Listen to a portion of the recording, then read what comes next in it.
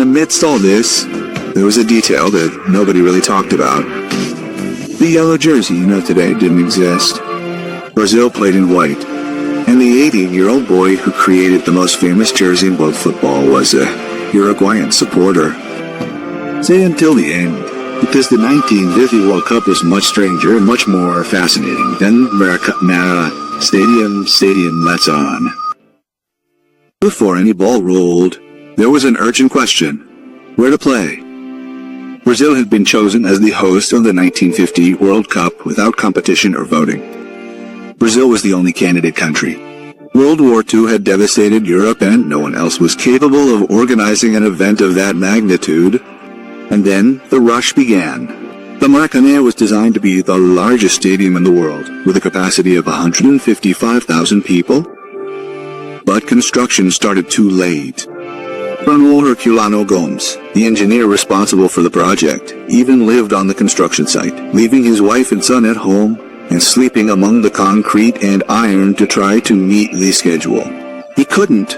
On June 24, 1950, the opening day of the World Cup, the Maracanã was still unfinished. The scaffolding supporting the marquee occupied more than 30 steps of the stands.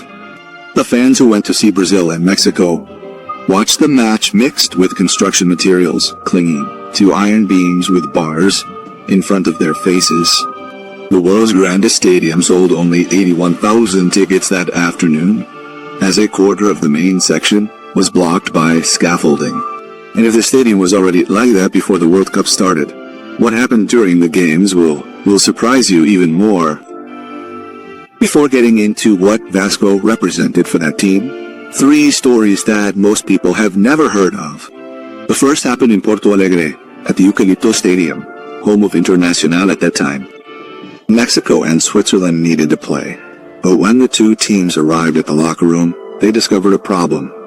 Both had red uniforms. It was impossible to play like that. It would be necessary to borrow a uniform. Internacional also played in red. Grêmio was on the other side of the city, and time was running out. The national teams traveled to the World Cup carrying only one set of shirts, their main uniform.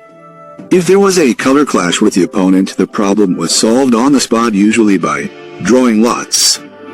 Whoever lost the draw had to find alternative shirts at the last minute, which generated the bizarre scenarios of the time.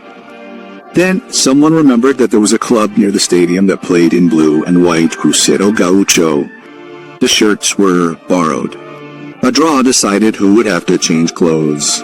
Mexico won the draw, but out of courtesy wore Cruzeiro's blue and white striped shirts, and Switzerland continued with their red uniform, and Switzerland, playing in their red uniform, won 2-1. But that was just the beginning of situations that nobody imagines happened in that World Cup. The second curious incident occurred at the Maracanã on July 1st, 1950.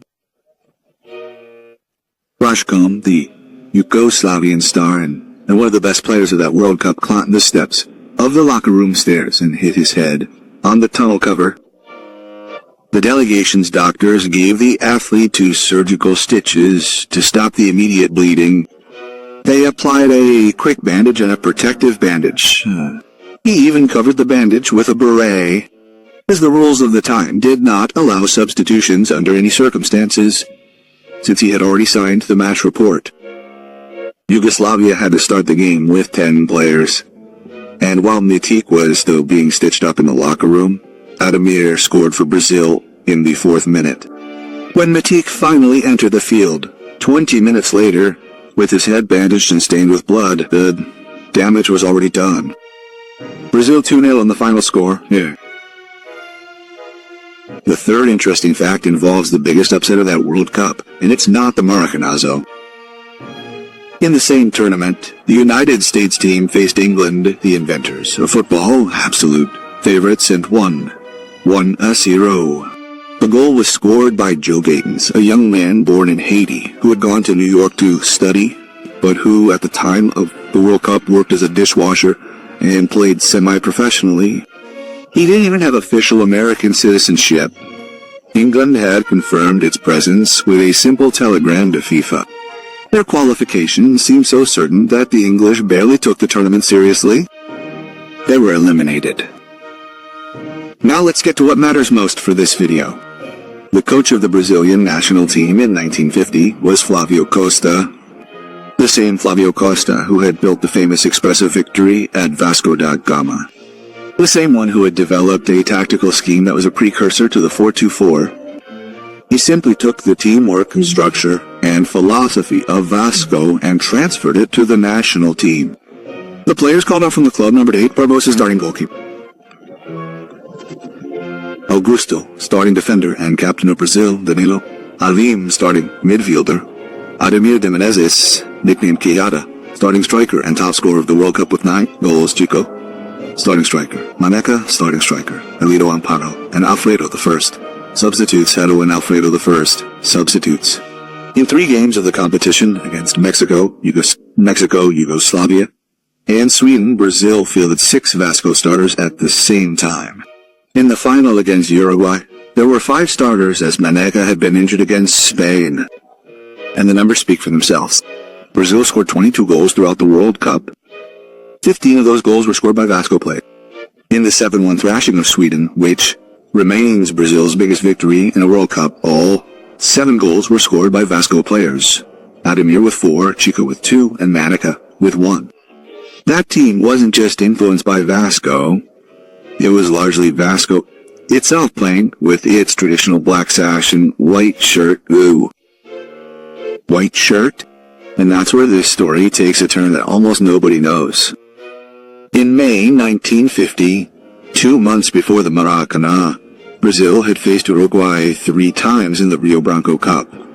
As the Maracanã was not yet ready, the first game was played at Pacaembu in São Paulo, and the following 2 matches took place at São Januário, Vasco Stadium in Rio de Janeiro. Brazil won the tournament, and the press treated it as definitive proof that the world title was guaranteed. While Uruguayan goalkeeper Masmori revealed in an interview with the newspaper El País decades later that those games were fundamental to the opponent's plan. His words were direct. We knew deep down that the Brazilians weren't going to crush us at the Maracanã. We knew Brazil too well, and Brazil didn't know that Uruguay knew it so well, because even before the final, Rio de Janeiro was already Carnival. 500,000 shirts with the Brazil 1950 champion logo had been sold before the opening whistle. The stadium was decorated with tribute banners. A band of musicians had been hired to play the winner's anthem and didn't receive the sheet music for the Uruguayan anthem, because nobody imagined they would need it. Jules Rimet, FIFA president, descended onto the pitch with his trophy presentation speech already prepared for Brazil. Guidia made it 2-1, and the stadium fell silent.